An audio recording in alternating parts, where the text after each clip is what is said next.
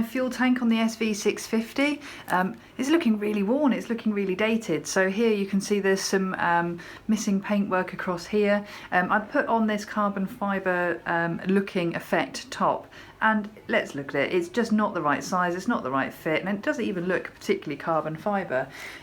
For my birthday I got a lovely present from AJ, so thank you very much. So here is a new carbon fibre cover, and here are some stainless steel tank bolts as well. This is Alicia, one of our girls, and she's not really into motorbikes at all, but what she is into is making things look pretty. So she also hates the carbon fibre that's on the petrol tank already, so she's going to take a go at peeling that all off. Do you want to get it off then, Liz? When it comes to removing the petrol cap, it's a number 4 Allen key that will take out these bolts.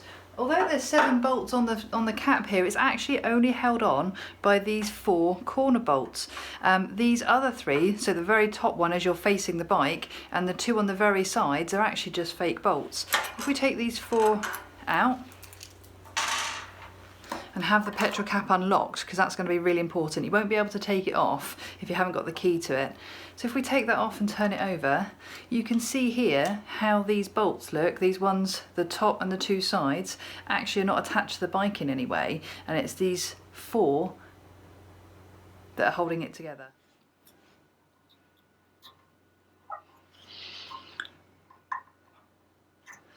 Good. Fuel tank sealed now, so that there's no chance of anything dropping into the tank or any of the fuel vapours escaping. Looking at the edges of my cap here, you can see it's got quite dinged. Got some 240 grade sandpaper, so what I'm going to do is just slowly work my way around the edges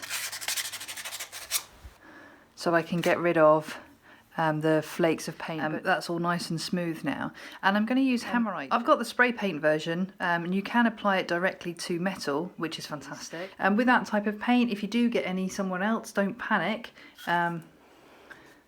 Little bit of white spirit, cotton bud is what I used. I put a little bit of paint down here on the bottom. I just used a cotton bud and it just came straight off. I'm really pleased with the way that this has turned out. That silver surround part is looking so much better. Really, really chuffed. Just taking it slow, multiple layers, slight dusting of paint each time just to build it up. So just try not to do it all in one go, but just letting it dry in between coats and just taking my time getting the colours ready, and I'm really pleased with that result. Here's the 7 bolts that came off the fuel cap in the first place, and in the set that I got of these 3 shorter bolts, they were all the same size, and you can see here this one is a lot shorter. So I used a cutting disc on a Dremel drill. It's stainless steel bolts, so I simply took my time, took it nice and slowly, and cut the bolt off. Here's a top tip my dad gave me. Stick a normal nut on the bolt itself, and then once you've cut it off, if you've got any minor thread damage, by undoing the nut off the bolt again, it can repair minor damage to the bolt itself, making sure the threads are okay. I want to make sure I don't drop anything in the petrol tank, so I'm using this little tray to keep all of the bolts secure and safe. This is nice and secure now, which is going to make it a lot easier to work with the carbon fibre overlays. This stuff is actual carbon fibre rather than just a looky-like. And I'm going to lay it on, just make sure that all the sizing is okay. Now that I'm happy with that and how that's going to look, before I start, I'm just going to use a little bit of methylated spirits, and I'm just going to make sure that there's no grease, fingerprints, grime, anything that could stop a really decent contact with the adhesive for the carbon fibre. I'm going to start with this middle piece here, and if I peel back the adhesive you can see how the carbon fibre just weaves through, and it's just simple adhesive on the back. It's really very easy to apply. The time really is just making sure that it's lined up correctly. So that's good, so I'm happy with that.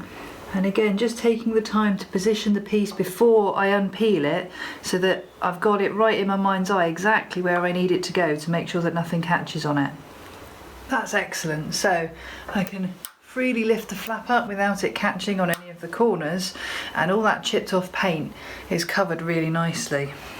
I think for the time being I'm actually going to leave it like this. The full effect is that all together, although I think that looks quite dark, and I'm so pleased with the way this paintwork has come out. I'm going to keep this safe so that if anything does happen here I can always add it on later on, but I think for the time being I'm going to leave it like that. I'm really pleased, that looks really smart.